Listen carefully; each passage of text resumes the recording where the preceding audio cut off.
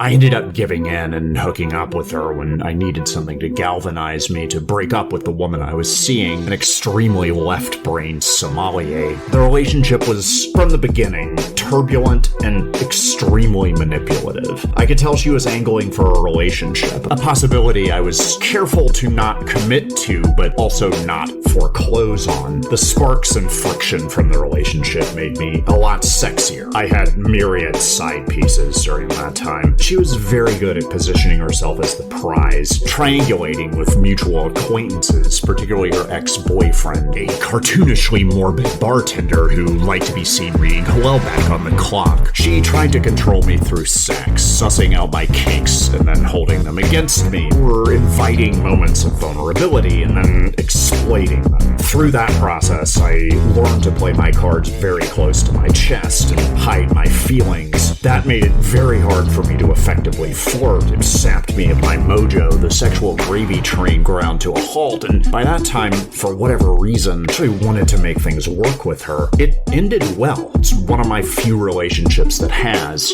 At the exact same moment, after brunch at an Ethiopian place while we were waiting to pick up the check, we reflected and realized we were utterly disgusted with one another.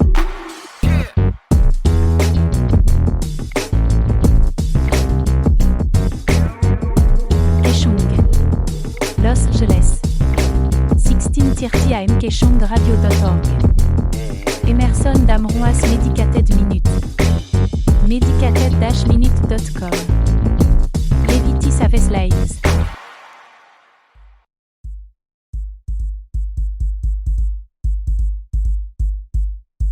This is Emerson Dameron's Medicated Minutes, LA's #1 avant-garde personal development program, medicated-minutes.com. Hear it first on K-Chung, Los Angeles, kchungradio.org.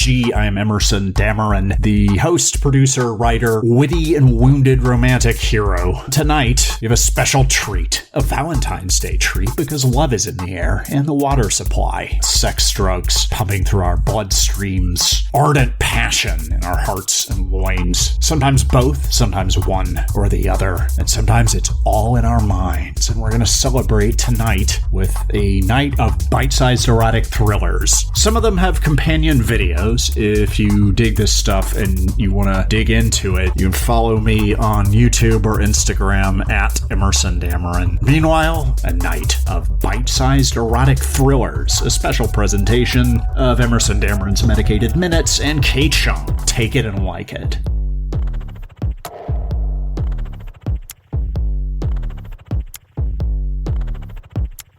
Allison was starting to have trouble distinguishing her dream life from her real life, and she didn't mind. At first it was easy because her dream life was intensely vivid, full of deep red and purple and unfamiliar landscapes, uncharted territory, rugged terrain. The relief maps were such bliss to run her fingertips over. And the sex was utterly off the chain, out of this world. She could try everything she'd always wanted to. And sometimes she thought, okay, that was interesting. I can cross that off the list. And she could also try things that the dream characters were into. And sometimes her reaction would be, okay, that was interesting. I can put that on the list and then cross it off immediately. But other times she would think, oh, I guess I'm into that now. This was distinguished easily from her waking life, which is full of disappointment, perpetual frustration, and odd obsessions. Allison was capable of hyper-focusing, getting deeply obsessed with something, but she couldn't decide when that was going to happen or what it was going to be. She cycled through odd obsessions. The Arizona Cardinals, the 1992 U.S. presidential election, box fans, dong shots. She collected those for chat rooms, strictly academic interests than anything else. None of it really satisfied. She always felt as though she was missing out on life, and her dreams were where the action was. So she got good at dream incubation. She studied lucid dreaming and practiced it. She was able to get invested in this until she got distracted by a new obsession with Blue Jays, or blueberry morning cereal, or why there's a demand for blue food. But it did work. Her dreams got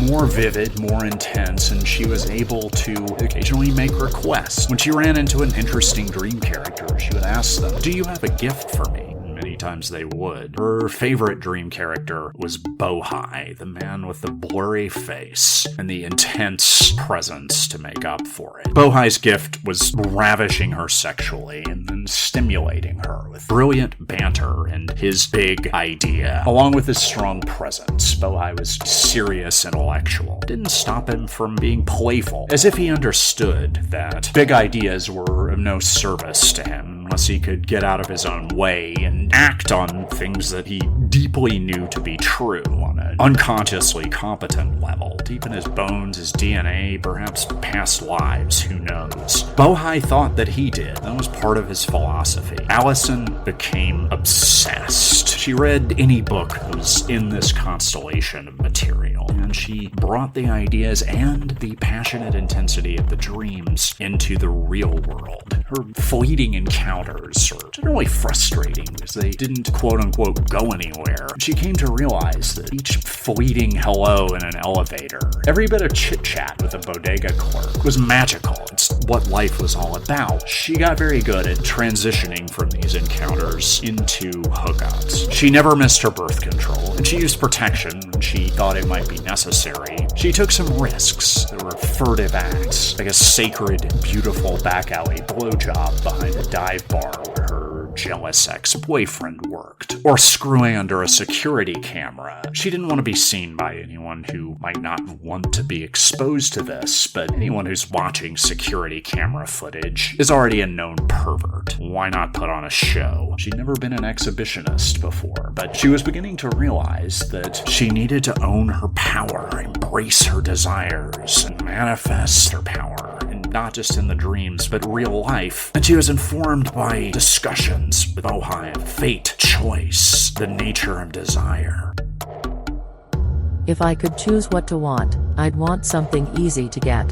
We both know attraction isn't a choice, Allison. And there's a reason why you're not wired that way. But you choose whether to act on attraction. And how? How hard? How smooth? That feels true to me. Truth is a false goal. Power is real. You can feel that.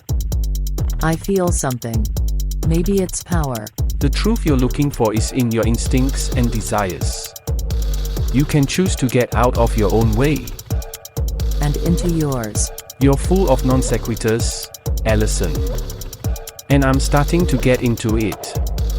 Together they explored forbidden pleasures. Allison had always had a yin for sleaze that was elegant in an eccentric way. She got in touch with her hidden dreams, her very earliest untrammeled desires, and the dreams that had heretofore felt too close to home to deeply examine. I don't feel great about that desire. What if I discover some of my other desires instead? Desire is fate. If you want to really live, which I know you do, Allison, you have to love it all. You can do it. It's all really quite lovable, Allison. Somehow I feel you would know, Bohai. As the dreams and life merged into a dream life for Allison, Bohai always seemed to be holding something back. Was in character for a man with a blurry face. Allison loved the blurry face. It wasn't the same thing as being faceless. It reminded her of her teenage crush on Che Guevara, but sometimes Bohai's high-status flexing would put her on edge, and he did seem to be a man of many secrets. As time went on and their intimacy intensified, it seemed like he wanted to tell her something. I have a confession to make to you, Allison. This goes deeper than I'd initially told you. Ever deeper. Eureka? That's my true desire. Now's not the time, Allison. That's why it's hot, Bohai. Are you too smart to be hot? She'd asked him before, is this a thought experiment? Surely that's what's going on here. This is reality. Life goes in cycles. In a literal sense. So we can fix this next time. No. Not with that attitude. This is our big chance to make it look sexy. Bohai told Allison that the reason he was reviewing this now is the urgency of it. There was a group, the League of Nietzsche Understanders, who knew about this phenomenon and had a means of harnessing it for the nefarious end of enslavement. They think they can control the whole thing. They can't even control themselves. You know these people. I know the type. Do you have a type? Now you're the one getting distracted. And who can, these days? Control themselves, I mean. They want to use it to afflict, immiserate, and enslave. To rule through resentment. That's fine with consenting adults. They feed on ignorance. They have no meaningful quest for realization. They bicker too much amongst themselves. So they think they want the world on a hamster wheel. Allison and Bohai went to battle with the League of Nietzsche Understanders. It required Allison to overcome some of her age-old shame, including her aversion to public speaking. She found herself in a position where she could rally an army to fight the Nietzsche Understanders. But that meant being ostentatious, obnoxious, or bad. Where did that come from? Allison and Bohai began to fashion their own morality, which came to great use as they did battle with the League of Nietzsche Understanders. These monsters, these zombies, who wanted to keep their fellow travelers under their boot heels. They wouldn't be fellow travelers anymore. They would be left behind. They would be subverting the quest for self-realization of others. In the eternal recurrence, life is a perpetual struggle, as it should be. If it weren't, it would be meaningless. That is our hedge against nihilism. Allison had often found herself sucked into nihilism. The pull got even stronger as she fought the Nietzsche Understanders, because she didn't understand what's the end game here. How does this work out? The nature of the battle is thus. It's an infinite game. You fight monsters without becoming one. And as soon as she figured that out, immediately she and Bohai brainstormed a means of humiliating the Nietzsche Understanders, making them look ridiculous and trapping them in a web of resentment, which sapped their power and neutralized them, and gave Allison and Bohai a chance to seize control of the eternal recurrence. They would have turned it over to God if God existed anymore, and maybe this was a thought experiment that Nietzsche intended to substitute for God, who he famously conspired to murder. It was going to take time to decide what to do with this, and Allison and Bohai resolved to use every second to the fullest, embrace their darkest, most galvanizing, most perverted desires, and have the wildest sex with their life as a means of coming to terms with the eternal recurrence and living their desires to the fullest.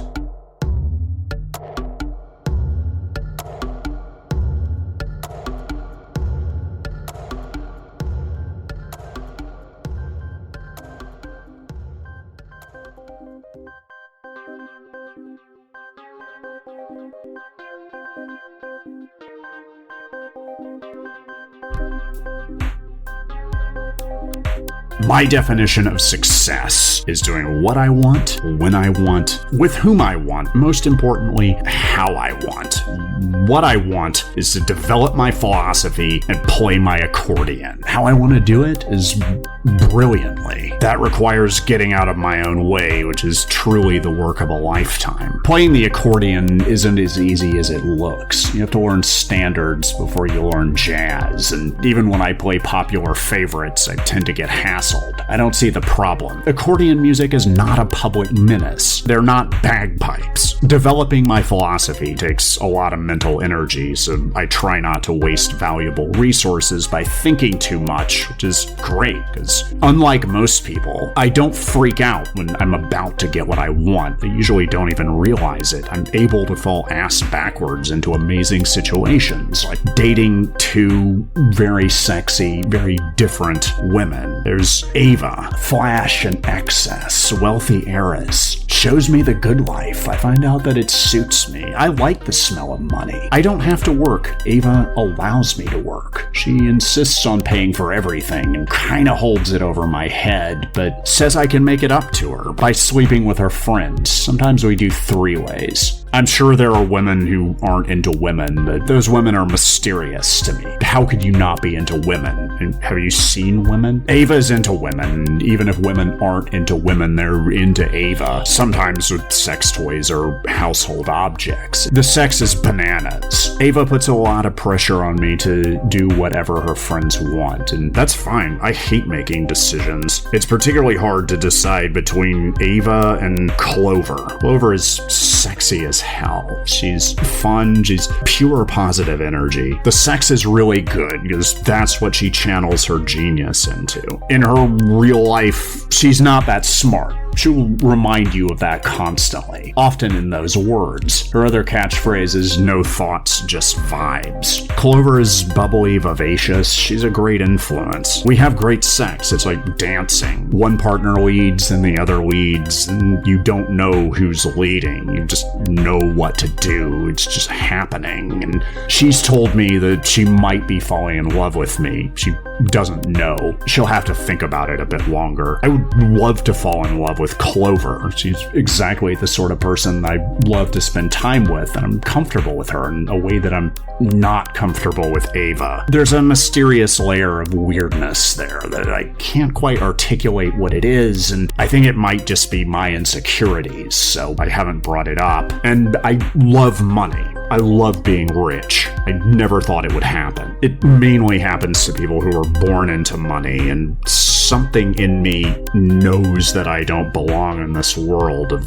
glamour and really good cocaine, obscenely overpriced alcohol, and insane sex from people who are used to getting everything they want to the point where what they want is completely perverse. Forget about mimetic desire. They're bored to death of the things that they used to want. What I eventually discover is something that seems really obvious now that I know. I'm a charming rogue and a pimp at heart. I think I was a player in a past life, but I'm getting played in this one, and I'm getting pimped out by Ava. I really should have figured that out earlier. I'm in pretty deep now. I don't know who to trust. My philosophy is falling apart, but contingencies are not connecting like they used to. I don't know which way is up, and I'm so dizzy from all of this crazy sex that it doesn't really matter. There's no past, no future. I've always been doing this. I always will be doing this. I don't want to do this anymore. I don't like this. It doesn't feel good. I don't know anything anymore, but I am learning that I know too much. I've committed a lot of crimes, and I didn't know what I was doing, but nobody's gonna believe me when I tell them that. I'm really freaking out, and Clover can feel it. She's highly intuitive, and sex is where people hide things. We have a lot of sex. She's gonna pick up on it. Eventually, I get tired of lying. It happens around the time that my fabric of lies unravels, and I'm fully exposed. Clover says I get points for honesty. She's mad as hell, but she's not gonna leave, although she could, and it creates the first bad vibes that we've experienced. Well, that's not true. We had a couple of spats, and then had really rough sex. We briefly hated each other, and so we were able to bang like we hated each other, which, if you've never tried it, find someone you hate and have sex with them, or start hating someone you're having sex with. You really don't want to miss out on this. It creates a lot of conflict and confusion and angst. Clover tells me that it particularly gets to her. It makes her really, really mad that I was willing to commit crimes for Ava, and in short order, I'm committing crimes for Clover, pretty much whatever she wants. She could hold this over my head. She could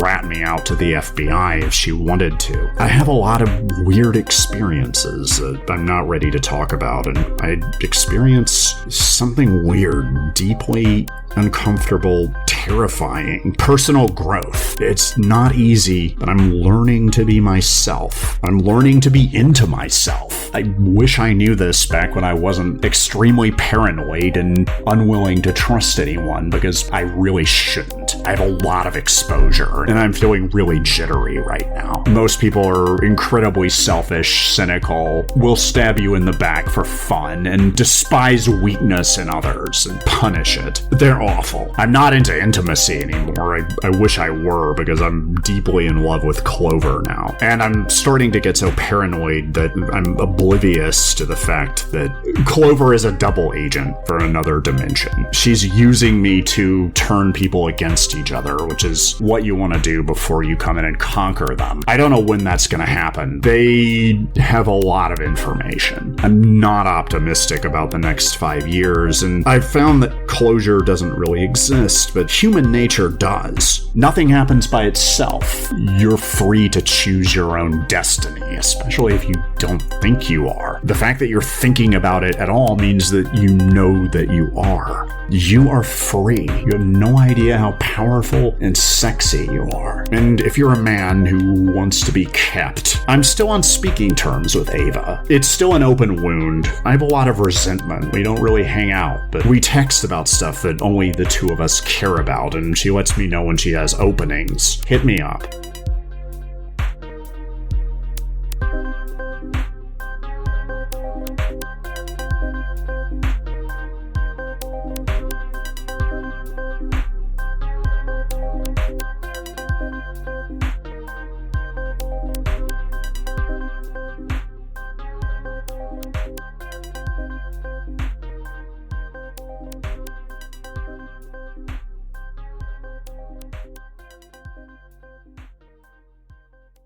It's not you, it really is her. She digs your action, she cares for you very deeply. You're feeling neglected because she's easily distracted. She dates multiple partners and has trouble keeping track of them. She doesn't really know where one relationship ends and the other begins. It seems to vary from person to person. She has a lot of other things going on. She schedules things concurrently and ends up flaking out a lot. It's because of the laws of physics. Some things are true and some things are not permitted. I fell in love with her, which was not what either of us wanted, and turned out to be a bad idea for both of us. She was in love with me too, she just didn't really have time to pursue it. She is absolutely fascinated with Skyrim, the video game. She'll talk about it for hours. If you get her on that subject, you'll have her rapt attention. She'll feel like you're sharing a secret, which she finds overwhelmingly attractive. Seriously, the sex after that was like nothing I've ever dared fantasize about. We always hung out in crowded bars, and we communicated by screaming at each other, and when I mentioned Skyrim, she usually thought I was asking for a rim job and sent me a Calendly link. I wouldn't say she's checked out, she's checked in a lot of different places at once. You're a great guy, but not too great to be hot. You can't compete with multiplicity.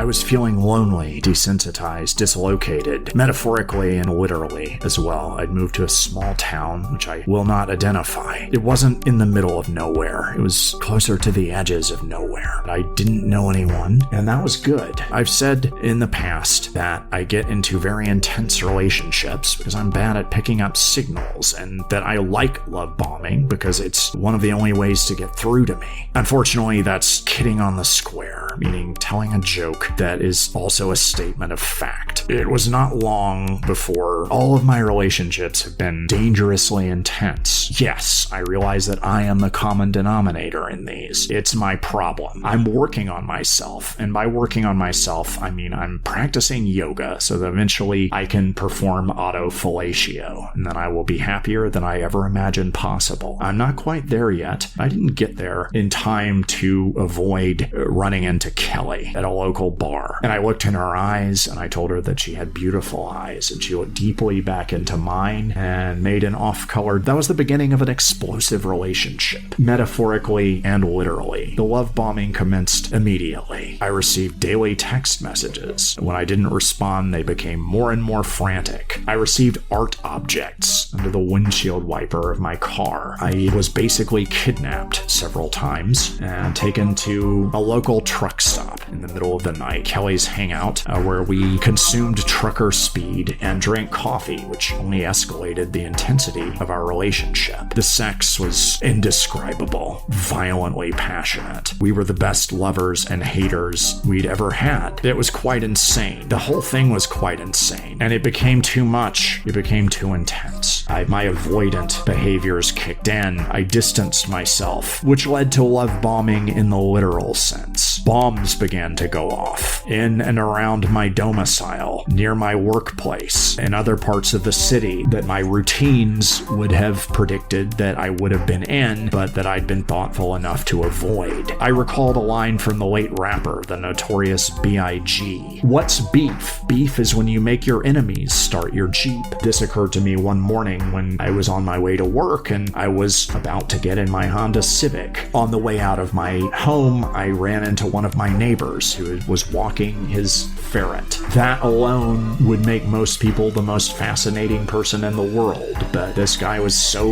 obsequious and eager to please that even I found it disgusting. On an impulse, I asked him to get in my Honda Civic and turn the keys and fire it up because he wanted to be my friend so bad, because he wanted to impress me or anyone so badly. He complied. The car exploded, starting a car fire that consumed 5 other vehicles. It was obviously Kelly's handiwork. She was a bomber by nature, from a long line of bombers. She created literal bombs as well as metaphorical bombs. She wrote and produced one-act plays that were all about me, that were not particularly flattering or extremely flattering when things were going well and the sex was the bomb. All of the plays bombed. When we broke up, I was subject to bombs. When we had makeup sex, it was the bomb. When we had breakup sex, it was the bomb. Then we broke up again, and the bombs went off. Most of them did go off. A few of them were defused by the local bomb squad, which consisted of one person, Bomb Squad Julie. Again, this was a small town. Julie wore her hair in a buzz cut and was all business, somewhat gruff. She didn't seem to like me very much at first, which was kind of a relief after all this. But we got to know each other very well, including details of our lives. She got to know the most embarrassing detail of my life, which was my on-again, off-again relationship with a woman who was in the habit of trying to blow me up, and often accidentally blowing up people close to me. I was learning not to care about anyone, because as soon as I invested in a friendship or tried to start an escape pod relationship, I would lose that person in a bombing, almost inevitably. You could set your watch by it, or a timer on a bomb. Bomb Squad Julie got to know all about this. Much as I was teaching myself to be desensitized, she was of a cynical bent, and we bonded over that. And one day, after she was done defusing a bomb, she wiped the sweat from her brow and took off her glasses. I looked directly into her eyes, piercing green eyes. I said, "You have the most beautiful eyes I've ever seen. You have eclipsed the woman that's been trying to blow me up, the previous record holder for beautiful eyes. And now I'm not interested in her anymore. I'm interested in you, the new queen of eyes." We had incredible sex at that point. Green eyes are associated with a high tolerance for pain. It was so good that we did not hear the airplane. We didn't notice the falling bombs. The explosions were of a piece with the explosive sex that we were having. I provided her with cascading orgasms. I came inside of her because why not? We're all going to be dead within a few minutes. And in the afterglow, we embraced each other. We embraced our fates. We embraced the end of the world. We sang "What a Wonderful World," and all of our problems were solved.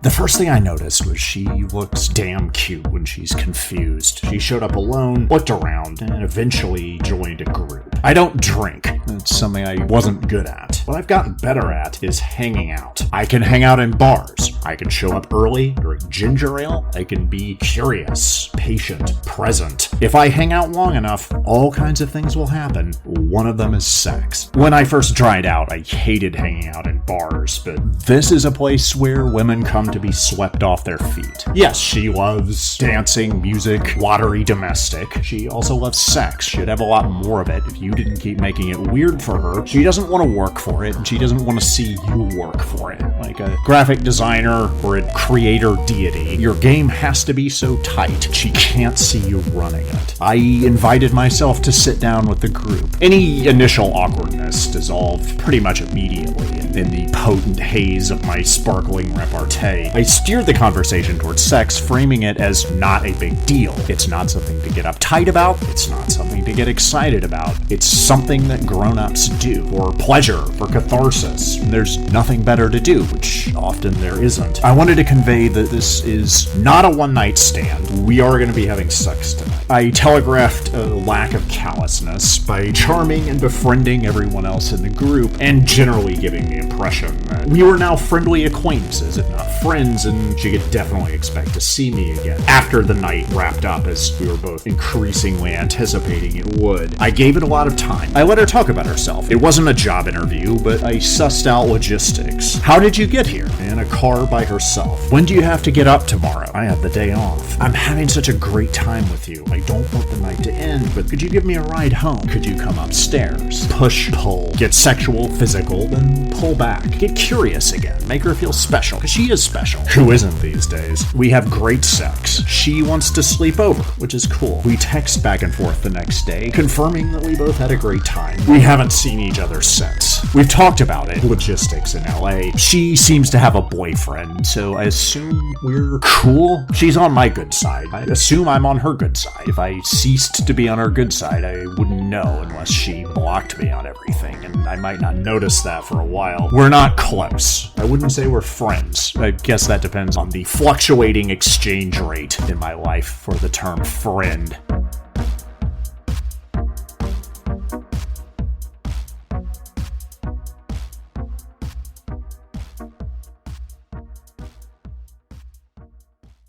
Our hero is Catherine with an A in the middle instead of an E. She's dry, cynical, stylish, competent, and loyal. Her friend is Genevieve, who is flirtatious and vivacious and extroverted and emotionally unstable. In the opening scene, we are in a penthouse suite, and Genevieve is freaking out. Catherine is trying to talk her down as Genevieve is threatening suicide and waving a gun around, and Catherine tries a few things to try to de-escalate the situation, and after she runs out of ideas, she tries to physically disarm Genevieve, and as she's doing that, the gun accidentally goes off just as Genevieve's boyfriend enters the room, and he's a gangster, and now he's hit, and he's bleeding out on the floor. Catherine calls 911, but now they're gonna have cops and gangsters after them, so they do the only thing they can, which is to hit the road and go on the lam,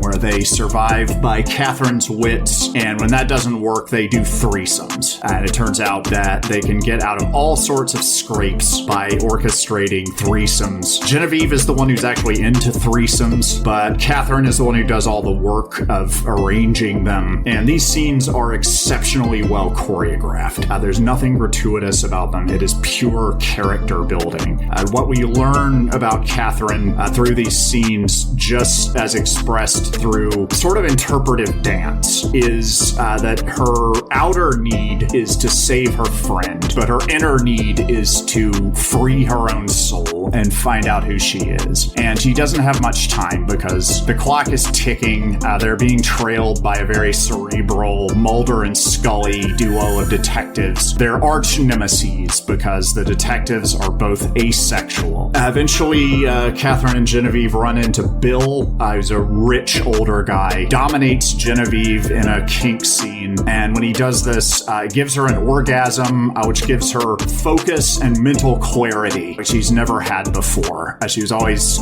scatterbrained and unpredictable, and now she can focus. And this allows them to outwit the detectives and escape on Bill's yacht. But before they get into international waters, they see police boats and helicopters overhead, and they figure the game is up. They have to tell Bill what's going on. But what they don't know is that Bill is also a gangster himself and is at a much higher level. He has now the FBI and Interpol and an international consortium of mafias closing in on him. And Genevieve and Catherine are hiding below deck. It's been a few hours since Genevieve had one of her Adderall orgasms, and she's freaking out, and she threatens suicide again. And Catherine has had it and comes up with a plan. They escape by faking their own deaths. In the final scene, we see the two of them in a shoebox efficiency apartment, and we hear a married couple next door yelling at each other in Russian through the wall. Genevieve and Catherine are in a double bed together in fetal position, facing away from each other in opposite directions, and between them is a life-size body pillow.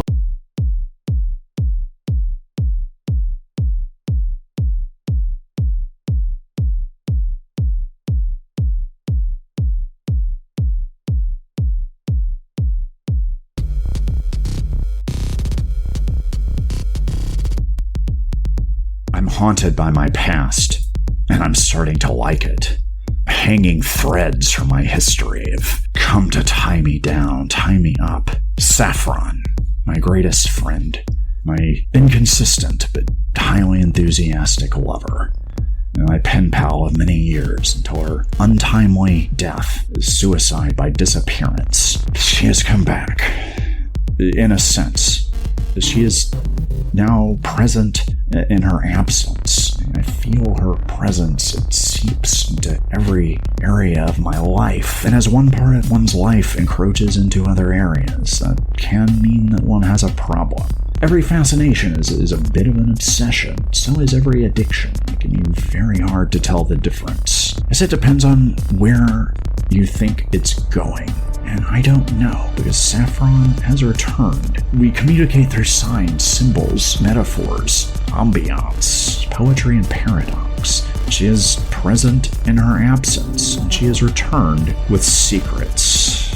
Heavy ones, dark, dangerous ones, explosive ones. She's handed me a live grenade, and I have a raging hard on. I've never been this erotically charged up. I've never been this embodied, this enthusiastic. I've never felt so free. I've never been as somatically and erotically charged up. I can feel lightning coming out of my fingertips, and I can hear fallen power lines snapping at night as I hear the sounds of the trains that are both soothing and mournful and heartfelt, but also eerily vacant, like these memories from the past. My therapists don't get it. They say I need to get out of the past. I need to get in the present.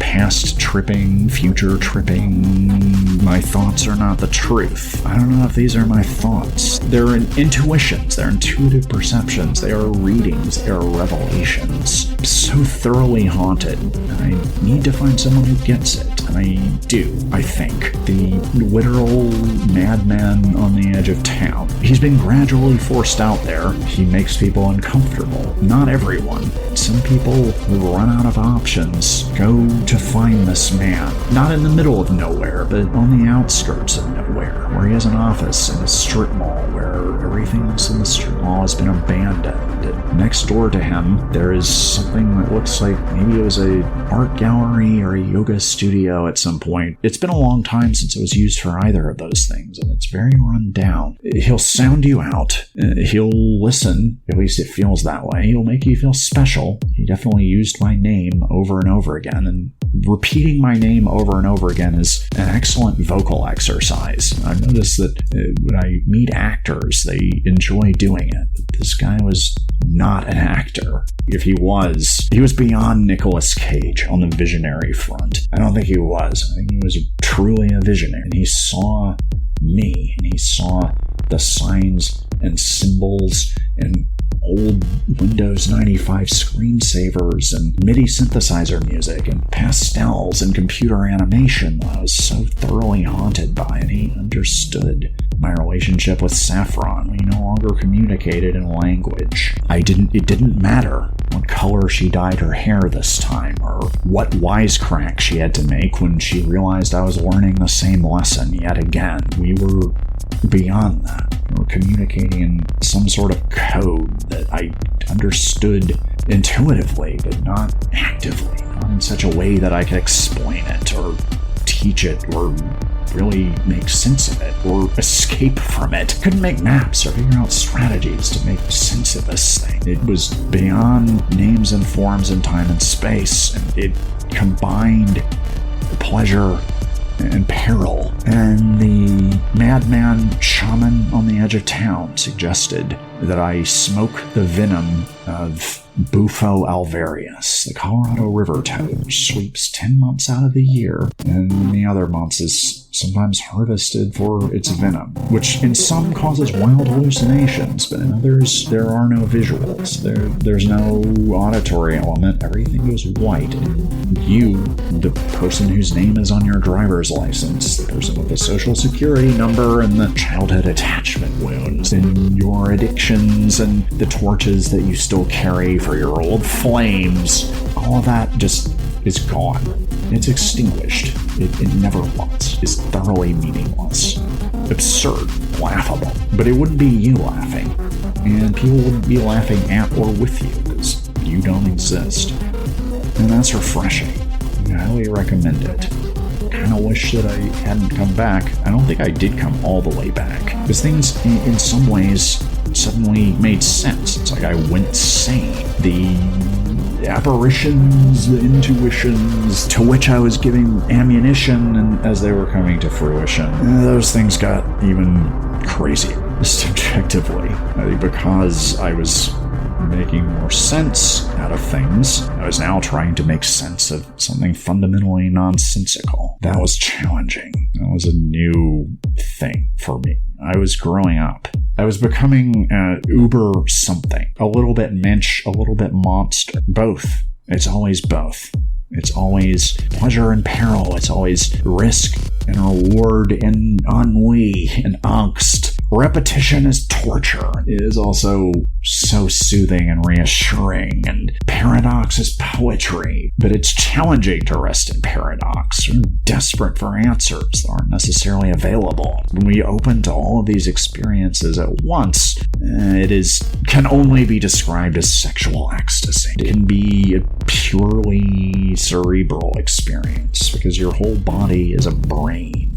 And when you understand that, living in this complexity, this fractal absurdity, this embarrassment of riches can be so exciting. After I had the kind of orgasm that I thought was only available to women, and then had 5 more of them that day. Keep in mind, I'm a severely chronically depressed 45-year-old man. I was killing it. I was experiencing all of the pleasure that had just been backed up in my system. It was such a relief, so exhilarating and cathartic. And I think I crossed some kind of threshold, because then I began to be haunted by past projections of the future.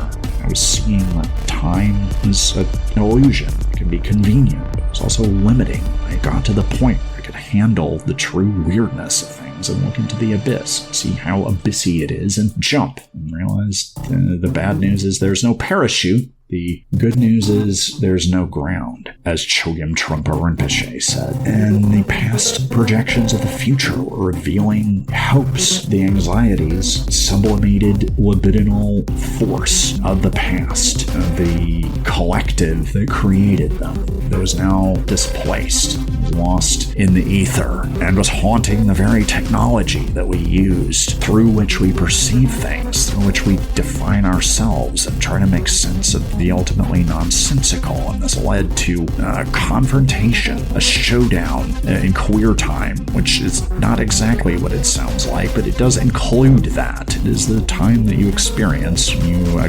comprehend that time as you previously experienced it was an illusion. I took a few L's, but then I started taking W's. I would say I was putting wins on the board. I would say that the work on myself, such as that person has ever been, was paying off. It really didn't have anything to do with me.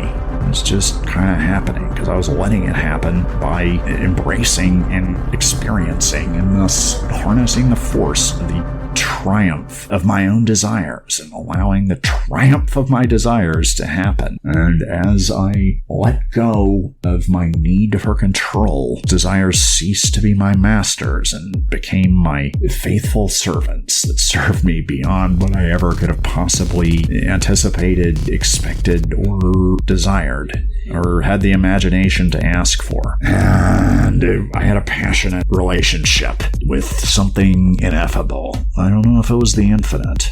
I wouldn't say that it was, because there's a certain kind of unknowable perfection about the truly infinite, and we were doing really rough deconstruction. I was pounding it out, getting it on, inflicting pain, loving it. I was living up to my responsibility and others' expectations of me, but that didn't even matter, because what mattered was the sheer joy of taking the ineffable, putting it in a headlock, beating its ass raw. That, I discovered that was where it was at for me, and the ineffable liked it even more than I did. If you've ever been in proximity to the ineffable when it has a shattering, cascading orgasm, you'll know what I'm talking about. Otherwise, perhaps you won't. I've been to the Grand Canyon. The Grand Canyon is just a ditch in the ground compared to this experience. After that, I couldn't really come home. I've been told by my former therapist that I could always come back. But the shaman at least had the self-immolating candor to let me know that he would see me on the other side, but I would be fundamentally transformed in ways that were unpredictable. And I was found that I was able to juggle the sublime and the abject. I was able to release my resistance, embrace the transitory nature, the fluidity, the flux, the flow of everything. I kind of went a little nuts after that, and it was cool. Everything changed, and it was chill.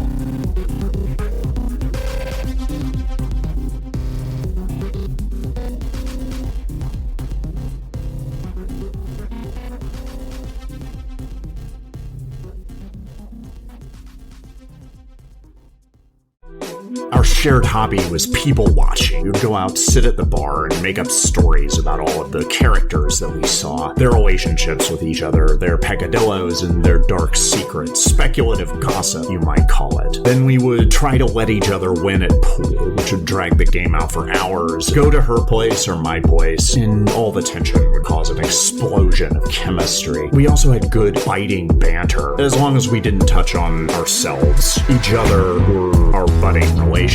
We both sensed that the less we knew, the hotter the sex was going to be. One early morning, after I'd stayed over at her place and was on my way out the door to work, I said, "I know your secret." It was a joke. She went into a panic. "What do you know about me?" she demanded. I asked, "How do you know when you are really, truly, deeply in love?" She screamed at me. A lot of it was insulting, but it was so high school level, comparing me negatively to one of her friends who has better tastes in pop-up museums. It was too weird to take personally. She broke down in tears, and I gathered the rest of my belongings, knowing that we weren't going to see each other again on purpose.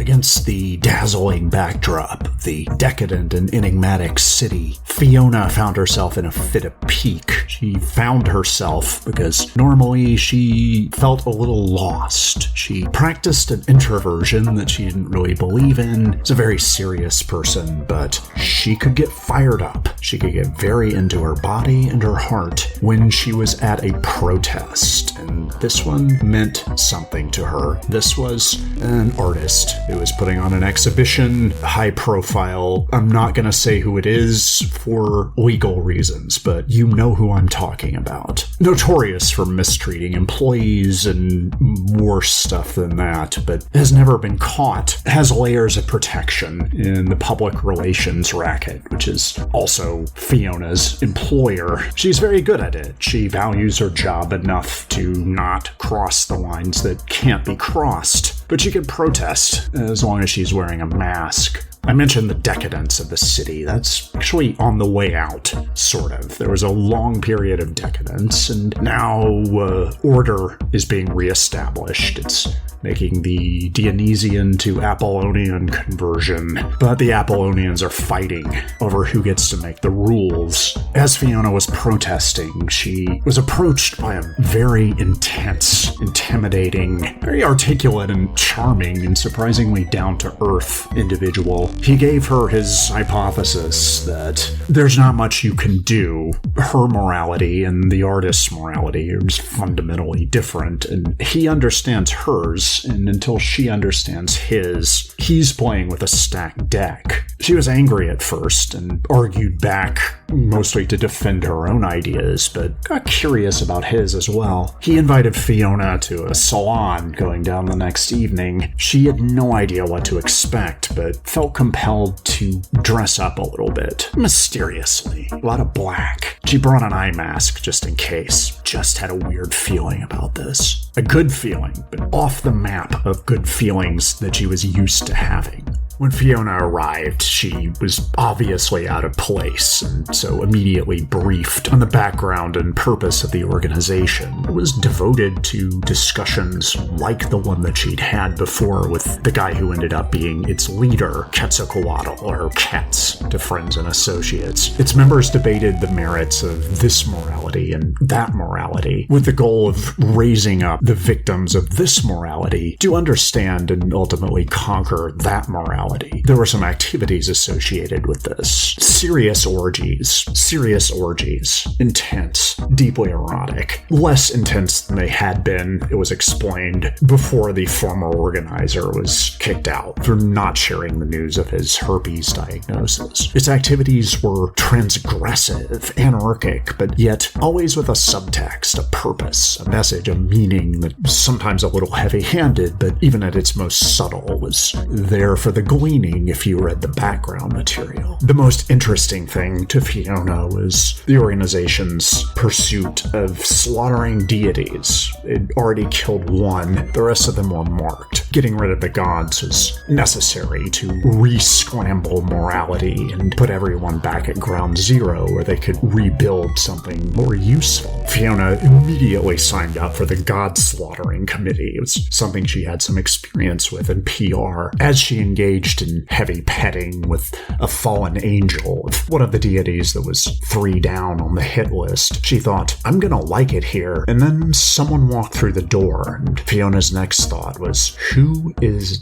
that? That was Bianca. Nobody told Fiona, but she figured it out very quickly. Bianca was the most talked about member of the organization. It was interesting how these people managed to thread those needles. They had very steady hands, and were also possessed of presence and patience and passion, as she discovered when she entered a torrid affair with Bianca. Bianca was able to soothe Fiona's anger, which allowed her to act out some of her deeper passions, but she discovered pretty soon that the gentler, the more sensual, the slower the burn of the sex, the more violent her orgasms were. This is inversely proportionate. You could draw it on a graphing calculator, which Fiona did. That was one of her hobbies. Her affair with Bianca, combined with her immersion in the group and active fascination with its ideas, she was very good at doing research. She could decide what to get obsessed with and research the hell out of it and have well-informed opinions and be a post-collegiate level expert with no effort. It didn't seem to impress Bianca very much. Bianca was a creature of the passions, which was confusing to Fiona, but Fiona was learning and doing a lot of new things. These discussions and orgies and spectacular smoking hot car alarm activating hookups with Bianca were changing her entire moral framework. She was changing as a person. She still recognized herself in her righteous indignation that she applied to her distraction from the jealousy that was beginning to arise in her relationship with Bianca by throwing herself into the god assassination project. She was doing well. The process was complicated. It involved some higher level math, but once she figured it out, she found it was pretty easy. She took out a few deities without breaking a sweat. She thought this would impress Bianca, but when she showed up at Bianca's work to deliver the news, another bartender was filling in. They swapped shifts. Bianca had a cuddling session she couldn't miss. As Fiona became an expert on deity assassination, she also accumulated shelves full of books on dealing with jealousy and polyamorous relationships. This was her first wild relationship, or really wild experience. She'd kept herself very buttoned up and gone through a bad divorce where she was lied to and badly betrayed and left traumatized. She didn't want to go through that again. She didn't think that's the kind of thing Bianca would do on purpose, but Fiona was rethinking a lot of things. After Bianca flaked on one of her coffee and bagels with hummus dates with Fiona, not the first time either, they had a little spat. It wasn't the first one. They'd come back stronger from the last few. The hate sex quickly turned into makeup sex, and it was mind-blowing is not adequate, but I'm at a loss for a better word. This time was different. They started to distance themselves from each other, or rather, Bianca started to distance herself from Fiona, and Fiona pretended to distance herself from Bianca so she would feel better, but in reality became more preoccupied in an increasingly limerent and destructive fashion. The God Assassination Project had taken an interesting turn. Fiona thought, while I'm at it, the problem with these gods is they have too much power. I could use that on clients of ours that have too much power. I could use some of these same mechanisms to, say, plant a false rumor. Easily debunked, but by the time they have a chance to do that, other people with incriminating or at least reputationally compromising information on these clients will have come out of the woodwork. The thing will take on a momentum of its own because these are just bad people. They shouldn't be this hard to bring down, and my new skill set, I don't know if I could live with myself if I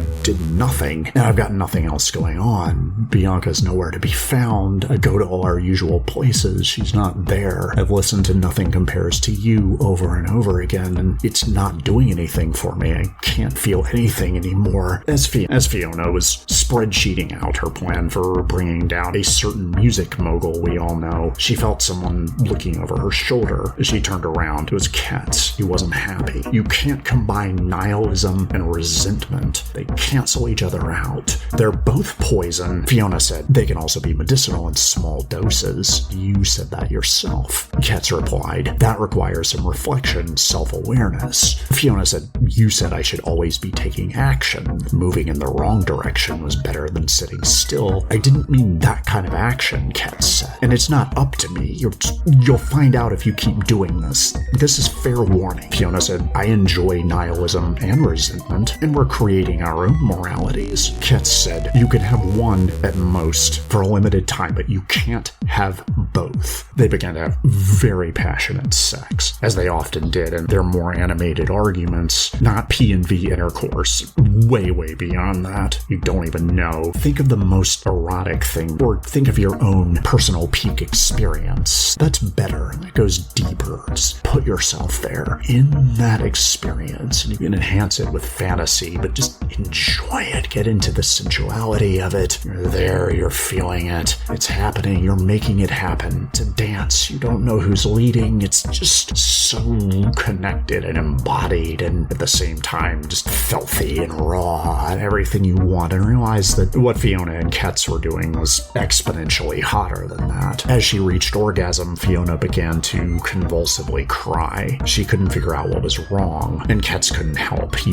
didn't think anything was wrong. She was expressing her passions, totally in line with the purpose of all this. Sublimating the passions is what keeps most people down. Fiona said, really? Ketz said, yes, you didn't know that? Fiona said, you kept it as an open loop. Ketz said, oh, that's right. I wanted to keep you coming back. I like you. I'm glad you're my friend. Love you in my own way. Fiona realized she couldn't combine resentment and nihilism. They were contradictory. She didn't want either of them. She definitely couldn't have both. And she couldn't have Bianca either. She collapsed into tears. Everything was changing again, and this time she really didn't know what was next. Nothing felt guaranteed. Nothing felt solid. No right angles anywhere. She was exhausted. She was so tired she couldn't imagine ever untiring herself. No amount of recuperation would make any difference. How was she going to create a new morality feeling like this? Fiona, Ketz said, it's okay to express your feelings. How many times have I told you this? Nietzsche was into that. It's one thing the anarchist pervert Bataille seems to have gotten wrong about him. Fiona looked confused. It turned out the whole thing was a book club. They were just discussing the philosophy of Friedrich Nietzsche and its application on building the new system, moral order that was going to govern the city. The deity assassination project was an interesting parlor trick. The rumors that Fiona had planted about the clients of her PR firm were real. It caused real problems. Families and reputations were destroyed. After one suicide that was tied back to Fiona, she was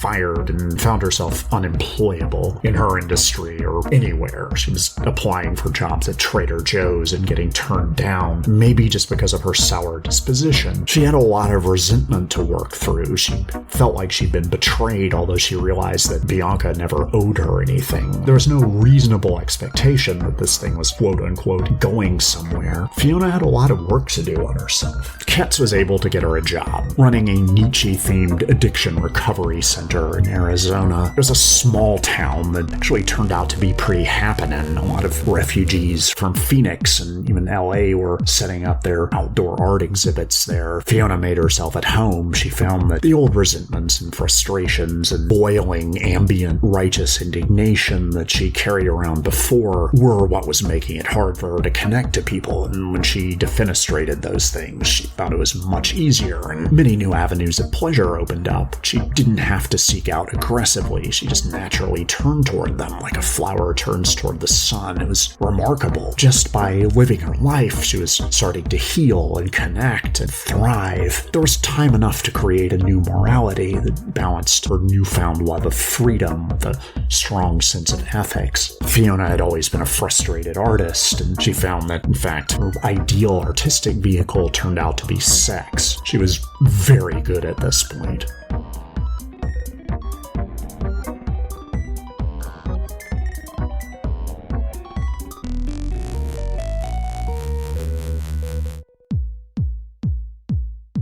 Emerson Dameron's Medicated Minutes is LA's #1 avant-garde personal development program. Medicated-minutes.com. Episodes premiere first Wednesdays of the month, 7 o'clock p.m. on K-Chung, Los Angeles, 16:30 a.m. KChungRadio.org.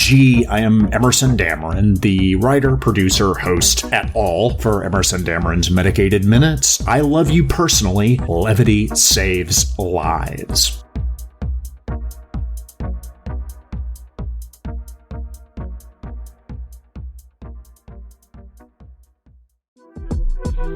I'd say fully half our conversations were about sex. Detailed, passionate, analytical, never about sex with each other. Not even after we started banging, which we did constantly and with gusto. And had orgasms that made our heads explode, and our brains splattered all over the insides of the bulletproof protective bubbles we lived in. That metaphor jumped the tracks, but you know what I'm saying. She talked about her previous conquests like she was playing fantasy football. My job was setting out new ways for her to seduce me, masterclass in not caring. I got good at playing hard to get. I developed a sophisticated catch and release program for my feelings, Eventually, the game of chicken got exhausting. That metaphor died too, didn't it? On a date to a public execution, I mentioned that I recently enjoyed a night of murder mystery dinner theater. Unforgivable moment of weakness. Didn't talk for months after that. We're on good terms now. She helped me lean into my strengths. I got in some good practice playing it cool, which ultimately made me cooler. We have mad respect for each other, and the sad truth of it is that ultimately limits how deep you can go in a purely sexual relationship.